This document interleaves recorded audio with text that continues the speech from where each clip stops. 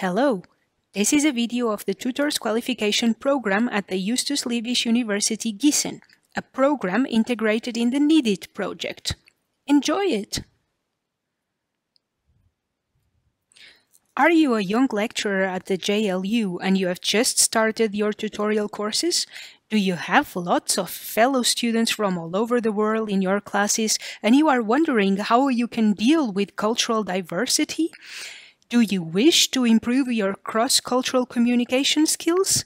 Then this video is for you. In this short video, we are going to talk about intercultural competencies for international students and tutors.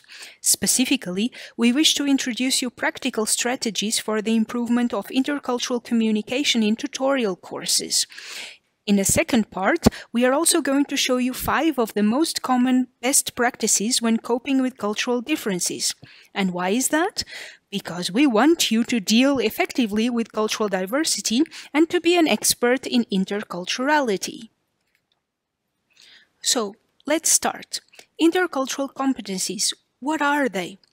In the current global and heterogeneous academic context, intercultural competencies play a major role both for the integration of students with different languages, cultural backgrounds and worldviews, as well as for their active participation in university courses. According to Astrid Ehl and Marian Gumnisch, 2 scholars who are experts on this matter, intercultural competence, and I quote, integrates a whole spectrum of individual abilities and characteristics which, as we can see here, enable a person to deal successfully with members of other cultures, or which, at least, prove to be conducive to interactions with members of other cultures. End of quotation. Oh, I know. Maybe you are asking yourselves, what are the main skills or abilities when it comes to intercultural competencies? Basically, there are 3 main skills: the cognitive ones, the affective skills, and the pragmatic and communicational skills. The cognitive skills refer to the theoretical knowledge of how cultures work. Therefore, you are supposed to gather information on cultural differences and their implications, and also to reflect critically on your own cultural standards. The affective skills are focused on the interest in other cultures and openness to cultural differences, as well as on the ability to contact with and to understand foreign people. Also, don't forget, by having and showing humor. To give you an example, a lecturer is competent concerning affective skills when he or she, for instance, shows empathy for the others, expresses tolerance for ambiguity, and is also flexible when it comes to diversity. The pragmatic and communicational skills are focused on the correct use of communicational patterns. Okay, but what does that mean? Well, nothing else than to be objective in your own communication and also to follow conflict resolution strategies.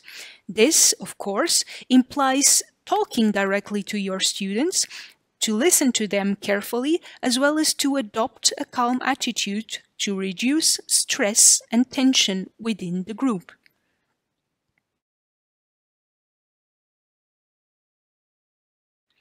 Last question. Why do I need intercultural competencies? Well, awareness of cross-cultural differences and openness to acculturation processes and ways of thinking and expression are fundamental skills for international students and tutors who are starting their teaching careers. Do you need proof for that? Here are the words from Stefanie Knobloch and Almut Lenke. And I quote, recent studies show that, in addition to study-specific factors, the integration of international students is an important factor for their academic success.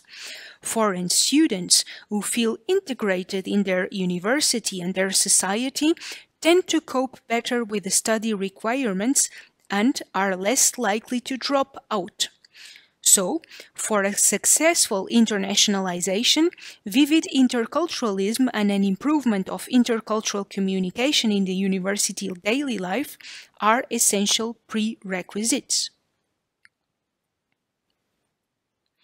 Are you curious to know more about intercultural competencies and its best practices?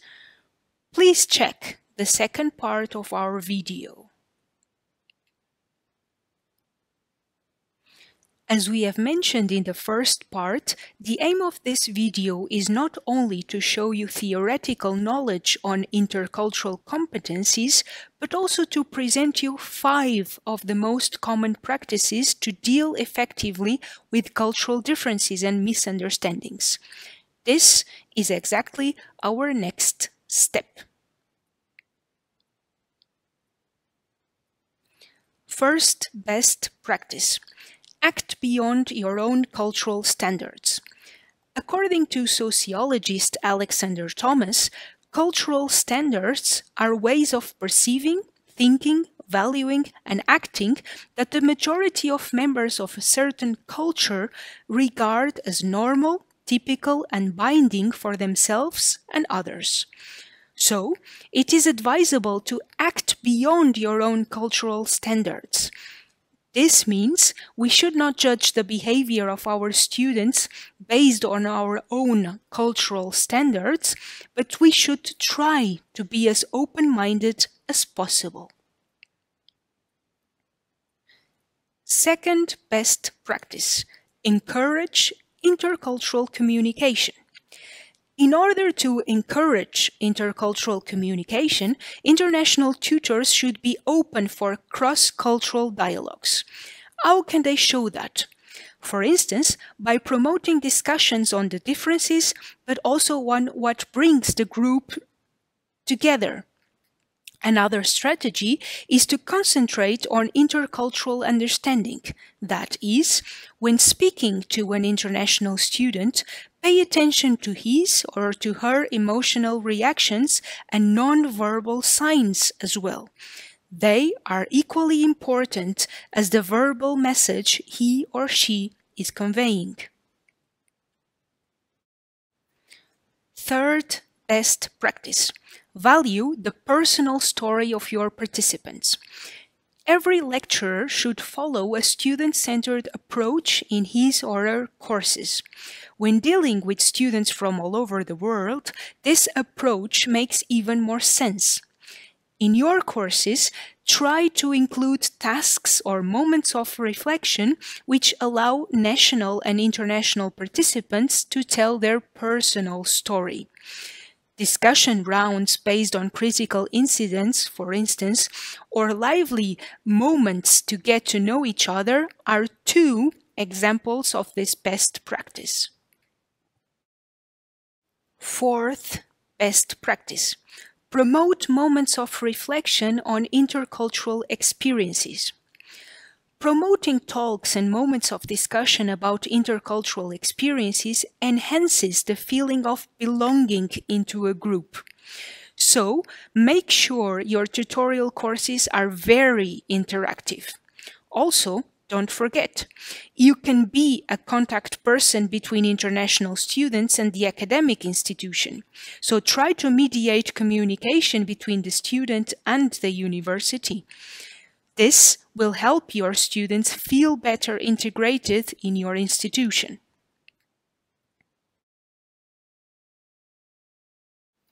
And now, the 5th and last best practice: deconstruct cultural stereotypes and generalizations. Stereotypes and generalizations tend to mold our ways of seeing and understanding a certain country or culture, but they are constructions which need to be discussed and confronted. So, if possible, take some time in your courses to organize moments of debate on stereotypes and generalizations. You'll see, this is not only going to be extremely interactive, but you and your students will also have lots and lots of fun.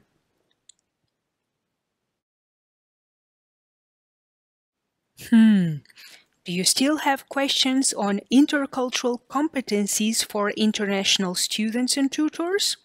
If so, don't worry, that is perfectly normal.